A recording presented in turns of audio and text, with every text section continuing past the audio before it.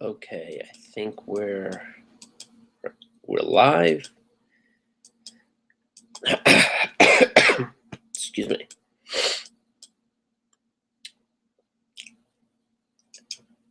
We're live.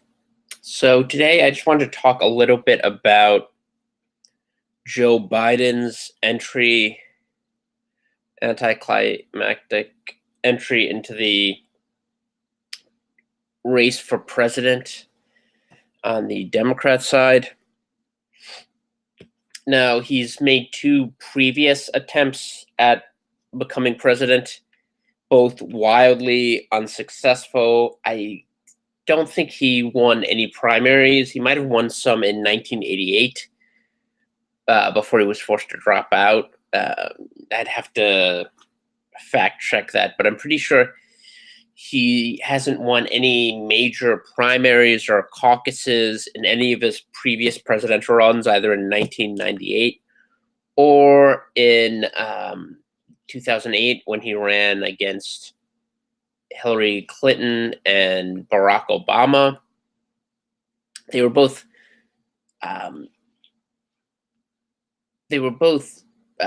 disasters of one sort. The one in '88 more notable for the fact that he plagiarized Neil Kinnock, a Labor also ran that preceded Tony Blair. He plagiarized one of his speeches, but one of the someone said that this situation was different in the sense that 1988 was a Gary Hart type situation that presumably is not going to be repeated. And in 2008, he was up against the Clinton machine and a candidate that actually was charismatic and appealing, i.e. Barack Obama. But honestly, I don't think there's that much difference, even though he's distinctive this time around for not being as visibly deranged as the other Democrats. You have candidates running on platforms that range from extracting reparations for slavery, which ended in 1865 in the United States, from extracting reparations from white people and giving it to people who were never slaves, to full-bore infanticide. Now, Joe Biden has said that he personally supports not murdering children, but that politically he's opposed to it, which is, to put it mildly, it's logically incoherent. It makes absolutely no sense, and I'm sure his opponents will try to point this out. His other opponents who support infanticide. He also supported some restrictions on abortion, such as the partial birth abortion ban, which was enacted which was passed by the Senate in the late 90s and eventually upheld by the Supreme Court. So he's going to have some trouble there. In that sense, he's not as much of a lunatic, ostensibly, as some of his opponents. He's also going to be raked over the coals, and he's already done some apologies for not bowing and scraping before Anita Hill and her demonstrably false sexual harassment accusations. We're living in a time where the Democratic Party takes the word of Christine Blasey Ford, a woman who had no credibility and whose revelations were dredged up in order to sabotage Brett Kavanaugh's nomination unsuccessfully, but did manage to smear his character in spite of the fact that he was confirmed.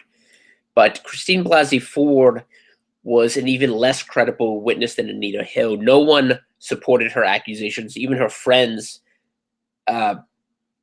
implicitly they said she was a liar or a fabulist.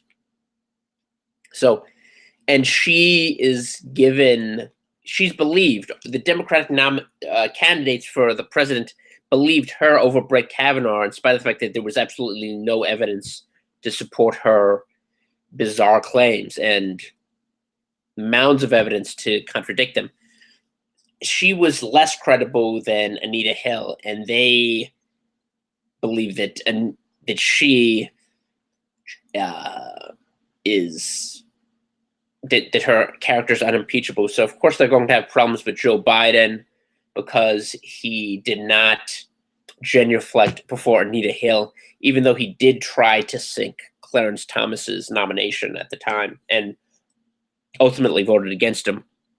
But the most curious part of this, of his announcement, from my perspective, is the fact that the central plank on his platform, at least if his campaign continues in a like manner, is going to be protesting quote unquote Nazis, i.e., white supremacists and white nationalists and people who are of the Richard Spencer ilk. So he focused on Charlottesville, which is a curious choice because Charlottesville is still a mainstay of the far left, the media, the social justice crew. They're still heavily invested in this false narrative of what happened in Charlottesville because it allows them to continue to deplatform and censor people, most of whom are not you can characterize as alt-right, who are just normal mainstream conservatives or libertarians, critics of Islam, critics of immigration, critics of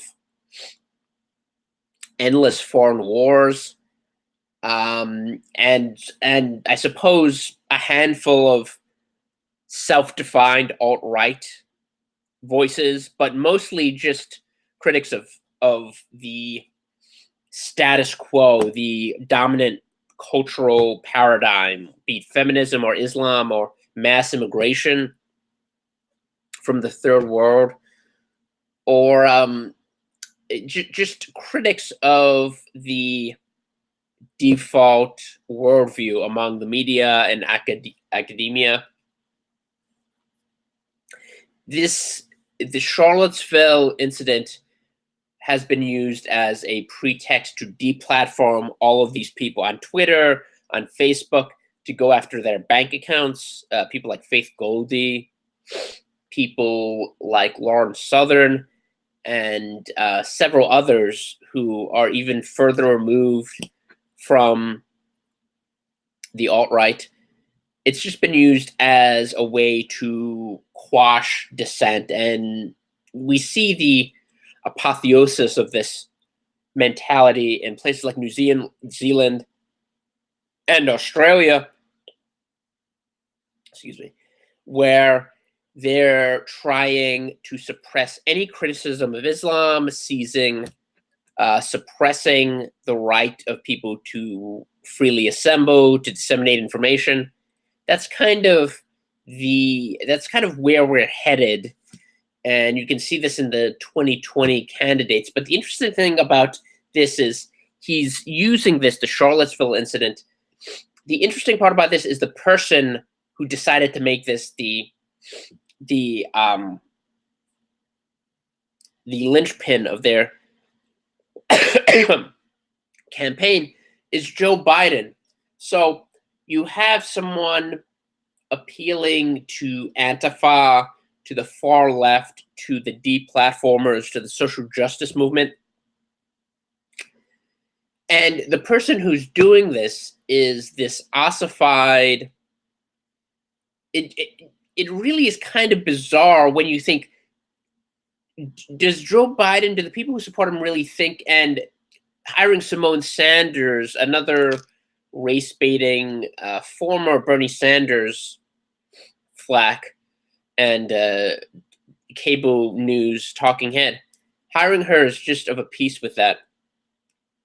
But do the people behind Joe Biden's campaign really think that the ultra woke social justice brigade that hates white people and that wants to censor and quash debate, the campus left, do they think they're really going to go for this ossified white guy whose chief notoriety stems from sexually harassing and making women uncomfortable, to say the least, and fondling little girls, but also his, in a previous political incarnation, he opposed busing. So like this ultra woke social justice brigade is going to rally behind a fossilized white guy who's known for who made his bones by opposing busing and just being the antithesis of everything these people believe in, because he'll squash Trump, which is the unstated text, the subtext of that campaign pitch. Yes, he's going to be their champion who defeat Trump. But as someone else pointed out, I think it was Michael Knowles, if you just want a candidate with wide name recognition who can face Trump, the left, the hardcore left, is not going to go for Joe Biden. They would go for Bernie Sanders, who has 100% name recognition. And even he is demonized by the people who want to racialize everything and demonize the white establishment. Even he's condemned by them. So if Bernie Sanders, who was at the March for Civil Rights and has been around for centuries, and who everyone knows is not going to cut it with this niche of the Democratic Party, what makes Joe Biden think that he's going to be able to rebrand himself to appeal to them? Doesn't make much sense at all. And these people, in some sense, it's impossible to satisfy their demands. The woke left just can demands more and more sacrifices and sin offerings, and it can never be satiated. But to think that Joe Biden is going to be their champion, even among white milquetoast senators, you would think that the former vice presidential nominee, the running mate of Hillary Clinton, Tim Kaine, would be a better choice because his son is literally Antifa. I mean, why wouldn't you support Tim Kaine, who at least has a biological son who's Antifa, who's right up there, with Tim Wise and the Southern Poverty Law Center, who's in that, at least he's related to someone like that. Why wouldn't you support Tim Kaine? Why would you support Joe Biden just because he's a grasping, venal politician who wants to be in power and realizes he needs to glom on to this weird, resentful, impossible to placate segment of the left and the Democratic Party? What's the rationale for supporting Joe Biden if you adhere to this dogma? It just doesn't make much sense.